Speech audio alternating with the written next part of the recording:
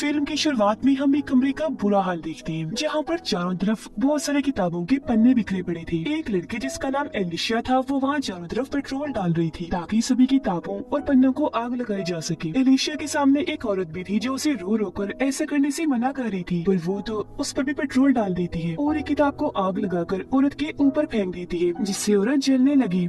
वो मारी जाती है। उसके साथ ही कमरे में भी आग लग जाती है और सारा ही कमरा जलने लगता है। यहाँ एक कंप्यूटर भी रखा था जो भी आग में जल रहा था, लेकिन वो अभी भी ऑन था और उस पर एक मैसेज लिखा हुआ था, she will be the one to die, यानी अब वो मरने वाली है। इसके बाद हमें 6 साल के बाद की कहानी दिखाई जाती है, जहाँ पर कहानी की मेन कैरेक्टर एक लड़की को देखते हैं जिसका नाम एंजेला था। वो और उसके कुछ दोस्त थे जो सब राइटर बन रहे थे और एक कॉलेज में साथ पढ़ा करते थे। ये सब लोग फिर अपने बुक क्लब की मीटिंग में आते हैं। ये यहाँ पर अपने अपने लिखे गए नॉवेल्स और किताबों के बारे में एक दूसरे को बताते हैं और ऐसे ही नए नए नॉवेल्स कहानियाँ पढ़ पढ़ के एक दूसरे के साथ उस पर बातें भी करते हैं। आज ये जिस किताब की बात कर रही थी वो ड्राउनी किताब थी और इसी बातचीत के दौरान एक लड़की सिबास और एंजेला के दोस्त की बहस हो जाती है, जिस वजह से एंजेला का दोस्त नाराज होकर वहाँ से चला जाता है। एंजेला उसके पीछे जाती है बात करने। उसका दोस्त कहता है कि सिबास मुझे बिल्कुल पसंद नहीं, तो मेरी दोस्त हो इसलिए तुम भी उससे दोस्ती तोड़ दो। लेकिन एंजेला ऐसा करने से मना कर देती है कि तुम दोनों मेरे लिए बराबर हो, ये तुम्हारा आपस का मसला है, मैं नहीं कर सकती ऐसा। जिसके बाद रात को सिबास और एंजेला बातें करती है। वो उसे बताती है कि एक बात की वजह से मैं बहुत परेशान हूँ, मैंने 6 साल से एक भी किताब नहीं लिखी और अब मुझे ऐसा लगता है जैसे मैं कोई राइटर ही नहीं हूँ। जिस पर सिबास उसे तसल्ली देता है कि तुम फिक्र ना करो, अगर किताब लिखने में तुम्हें कोई भी मदद चाहिए तो मुझे बता देना, मैं तुम्हारा पूरा साथ दूंगा। ये दोनों मिली और वहाँ से अपने अपने रास्ते निकल जाते हैं। अब एंजेला को अपनी गलती का एहसास हुआ, इसीलिए वो अपने दोस्त से अपने बुरे बर्ताव के लिए माफी मांगती है। जिसके बाद वो घर आ गई और प्रोफेसर को ईमेल करने का सोचती है। उसने पूरा मैसेज लिख लिया था कि मैं किताब लिखने के लिए नई कहानी की तलाश कर रही हूँ, तो सर मुझे आपकी मदद चाहिए। अब वो थोड़ा सोचती है, फिर मेल करने से रुक जाती है क्योंकि तभी उसे सिबास की बताई हुई किताब याद आ जाती है, जिसका नाम था किलर क्राउन, यानी इस किताब में कातिल एक जोकर था। फिर था वो आम इंसान ही। जोकर वो एक बीमारी की वजह से बनता है। जब भी उस पर वो बीमारी हावी होती है, उसका दिमाग इतना खराब हो जाता है कि वो जोकर का मास्क और कपड़े पहन लिया करता है और फिर दर्दनाक तरीके से वो लोगों को मारता है। अब ये देखकर एंजेला भी काफी डर गई और लैपटॉप बंद कर देती है। अगले दिन क्लास में प्रोफेसर बताते हैं कि ड्राउनी कहानियाँ लिखने में लोग बहुत बड़ी बड़ी गलतियाँ कर देते हैं, जिस वजह से उन कहानियों में बहुत सारी कमियां रह जाती हैं और कहानी में मजा नहीं आता। जैसे कि एक राइटर किसी दूसरे की ड्राउनी कहानी लेकर उसे अपने हिसाब से बदलकर नई कहानी बना देता है और एक अच्छा राइटर बनने के लिए खुद ही अपनी कहानी बनाओ कैसे भी करके। अब ये सुनकर एंजेला सोच में पड़ जाती है, क्योंकि जाहिर है वो भी किसी की कहानी लेने का सोच रही थी अपनी कहानी बनाने के लिए। क्लास खत्म होने के बाद प्रोफेसर एंजेला से बात करते हैं, कहने लगे जरा ऑफिस में आओ, मुझे तुमसे बात करनी है। एंजेला जब वहाँ गई तो प्रोफेसर बताती है कि मुझे तुम्हारी भेजी हुई ईमेल मिल गई थी। ये सुनकर वो सोच में पड़ जाती है कि मैंने तो मेल सेंड ही नहीं की थी, लेकिन फिर उसे ख्याल आया कि शायद मैंने मेल भेज दी होगी जो मैं भूल गई हूँ। फिर प्रोफेसर उसे अपने बारे में बताने लगते हैं कि मेरी जिंदगी कुछ खास अच्छी नहीं चल रही, बहुत परेशानियाँ हैं क्योंकि मेरी डिवोर्स होने वाली है। अब एंजेला भी अपने बारे में बताने लगती है कि सर मुकम्मल कहानी बनाने के लिए मुझे आपकी मदद चाहिए। ये सुनकर प्रोफेसर वहाँ का दरवाजा बंद करते हुए कहते हैं, अच्छा ये मेल थी, लेकिन मुझे तो कोई और ही मेल मिली थी। ये कहकर वो अजीब तरह से एंजेला के पास आया और उसके साथ बदतमीजी करने लगता है, जिस वजह से उसे इतना गुस्सा आ गया कि वो जोर से प्रोफेसर को टांग मारती है और कहती है जल्दी से दरवाजा खोलो, अगर तुमने ऐसा ना किया तो मैं चिल्लाने लग जाऊंगी। क्या प्रोफेसर दरवाजा खोल तो देता है, लेकिन साथ में उसे धमकी भी देता है कि अगर तुमने इस बारे में किसी को कुछ बताया तो मैं तुम्हें बर्बाद कर दूंगा। लेकिन क्योंकि वो बहुत दुखी थी, उसे गुस्सा भी था, इसलिए वो इस बारे में अपने सब दोस्तों को बता देती है, पर प्रोफेसर के खिलाफ रिपोर्ट नहीं करती। लेकिन उसके दोस्तों को बहुत गुस्सा था। वो फैसला करते हैं कि इस चीज का बदला हम प्रोफेसर से लेकर ही रहेंगे ताकि आगे से वो ऐसी हरकत ना करे। इसलिए अब ये सारे दोस्त रात के वक्त जोकर का मास्क लगाते हैं और प्रोफेसर को सबक सिखाने चले जाते हैं। उस जगह गए जहाँ प्रोफेसर था और वो इनसे डरकर भाग ही रहा था कि तभी कोई और भी मास्क पहना अनजान आदमी वहाँ आ जाता है, जिसने हाथ में हथौड़ी पकड़ी हुई थी जिसकी तेज बारीक नोक थी। प्रोफेसर जब उसके पास गया तो वो हथौड़ी से उस पर हमला कर देता है। हथौड़ी प्रोफेसर के सर में लगी, जिससे वो जख्मी हो गया, लेकिन जल्दी से अपनी जान बचाने के लिए ऊपर की तरफ भागा जहाँ पर एंजेला थी। प्रोफेसर को बहुत डर लग रहा था, इसलिए वो हड़बड़ी में वहाँ से भागने लगा, लेकिन अचानक उसका पैर फिसला और वो ऊपर से सीधा नीचे जाके गिरता है। नीचे नोक वाला खम्बा लगा हुआ था जिसके ऊपर प्रोफेसर गिरा और वो इसके आर पार हो गया, जिससे मौके पर ही प्रोफेसर की मौत हो जाती है। इतनी ही देर में बाकी सभी ऊपर आ गए और ये सब देखकर उन्हें लगा कि प्रोफेसर को एंजेला ने ही मारा है धक्का देकर, लेकिन वो रोते हुए अपनी सफाई में बताती है कि मैंने नहीं मारा उन्हें। वो जब ऊपर आई थी तो उनके सर पर पहले से खून लगा हुआ था। इन्हें नीचे ही किसी ने उन पर हमला किया।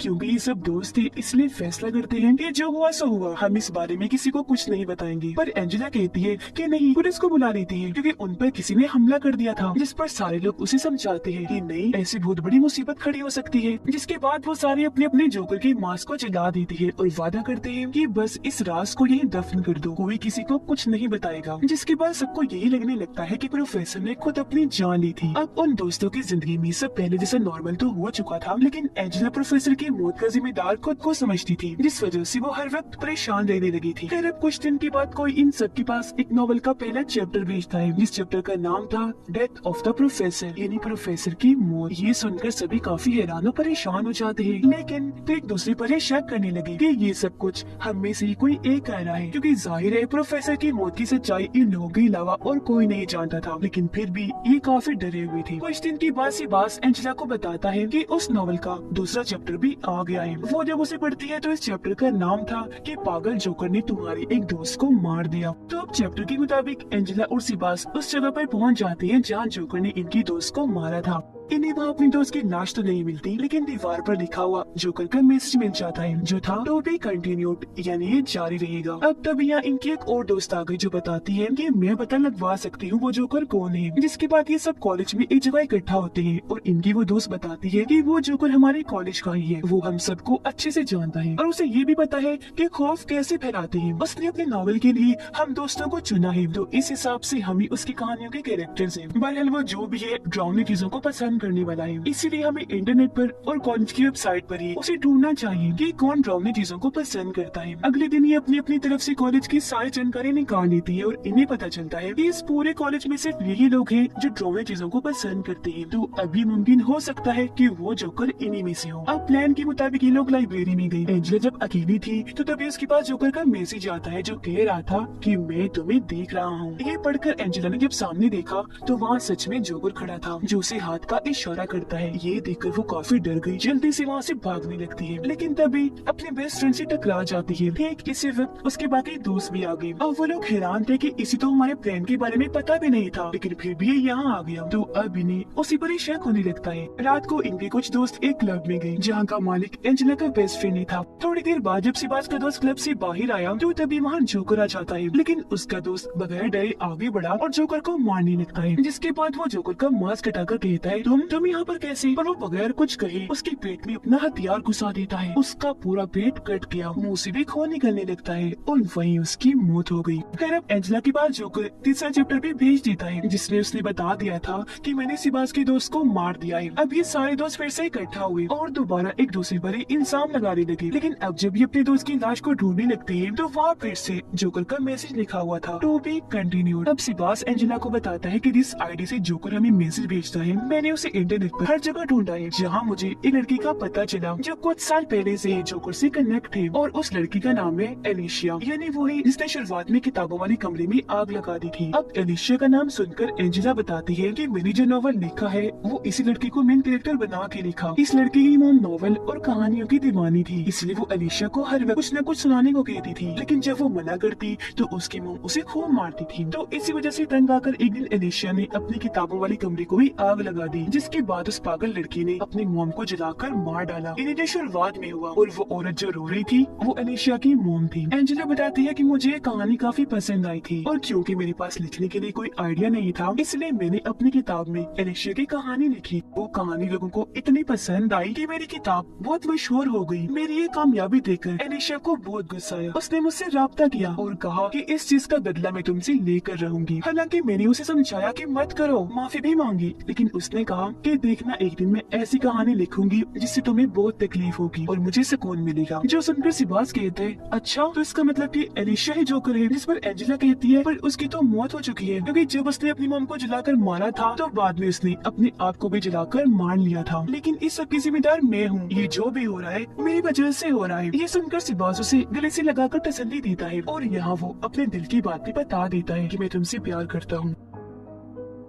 उधर जोकर अब एंजेला के दोस्त के पीछे पड़ गया, लेकिन वो जैसे तैसे भागकर एक जगह पर आया और अपनी जान बचाकर वहीं छुप गया। जोकर भी वहाँ आ जाता है, लेकिन उसके दोस्त ने मौका पाकर जोकर पर हमला कर दिया और उसे टांगों से मार मार कर नीचे गिरा दिया। अब एंजेला के दोस्त को लगा कि बेहोश है, इसीलिए उसने उसका मांस हटाकर देखने का सोचा, लेकिन तभी जोकर जो नाटक कर रहा था वो हथौड़ी से उस पर हमला कर देता है, जिससे वो बेहोश हो गया। लेकिन वो या एंजेला के दोस्त को जान से नहीं मारता। अब एंजेला अपने दोस्त का वीडियो देखती है, जिसमें वो कहता है कि जोकर ने एक मैसेज भेजा है, जिसमें वो कह रहा है कि मैं अपने इस नॉवेल को किताब के रूप में छापने जा रहा हूँ, जिस मकसद के लिए मैंने एक फंक्शन रखा है, तो मैं चाहता हूँ तुम सब उस फंक्शन में शामिल हो, लेकिन मेरे कॉस्ट्यूम में, यानी तुम मेरी जोकर वाले रूप में आओगे। तो अब ये सारे लोग उस फंक्शन में पहुँच जाते हैं, जहाँ तभी एंजेला के पास जोकर का मैसेज आता है। उसने दरअसल एक वीडियो भेजी थी जो इन लोगों की अभी अभी की थी, जिसका मतलब वो इन पर नजर रख रहा है। तो अभी सारे लोग अलग अलग होकर जोकर को ढूंढने का प्लान बनाते हैं, लेकिन जब वो ऐसा कर रही थी तो उन्होंने वहाँ हलचल मचा दी थी, जिस वजह से सिक्योरिटी इनकी एक दोस्त के पीछे पड़ जाती है। वो जल्दी से वहाँ से भागी और एक जगह पर आकर छुप जाती है, लेकिन तभी वहाँ मौत आ गई, यानी कि वो जोकर, जिसे देखकर वो इतना डर गई कि वहाँ से भागने लगती है। पर तभी पीछे से जोकर आकर अपनी हथौड़ी उसकी कमर में घुसाकर आर पार कर देता है, जिससे वो बहुत बुरी मौत मारी जाती है। अब जब ये सारे दोस्त अपने उस दोस्त को ढूंढने गए तो इन्हें उसकी लाश पानी में तैरती हुई देखी, और तो वो साथी भी बुरी हालत में वहाँ आया जिसने वीडियो रिकॉर्ड की थी। ये सब उसका मांस कटाकर देखते हैं तो उसका गला जोकर ने बुरी तरह काट दिया था, तेजी से उसका खून बह रहा था, और ऐसी उनकी आंखों के सामने वो बहुत बुरी मौत मारा जाता है। अब जोकर की हथौड़ी इनके एक दोस्त ने अपने हाथ में पकड़ी हुई थी, इसलिए सबको लगता है कि इसने ही अपने दोनों दोस्तों को मारा है, लेकिन वो साफ मना कर देती है कि नहीं नहीं, मैंने नहीं मारा इनको।